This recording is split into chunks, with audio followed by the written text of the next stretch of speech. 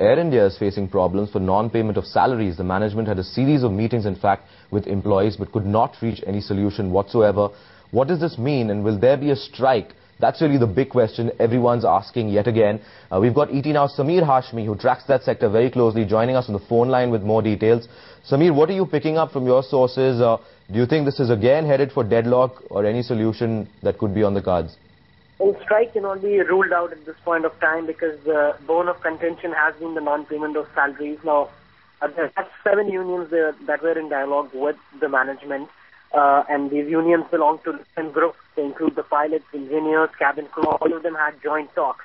The demand is very simple. They want a written commitment from the management as to by when their salaries will be paid, whereas the management is not willing to give them in writing. All the management is ready to give them at this point of time is 1 month's salary, without any commitment, a written commitment as to how long will it take to clear their dues. Now, these employees have not been paid for the last 3 to 4 months. They haven't received their salaries from November. Now, the pilots have already given a strike notice a few days back saying that if by 31st March their salaries are not cleared, in 2nd April they'll go on strike.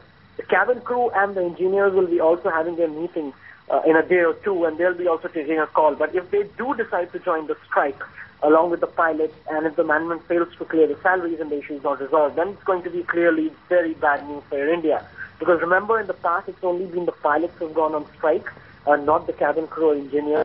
And if all of them go on strike, it will be a complete shutdown for Air India at a time when their revenues have improved, the seat load factors have gone up, and especially with Kingfisher flights getting curtailed, Air India has also benefited from that. Also, the summer schedule starts from April 1st, which means more passengers will be flying.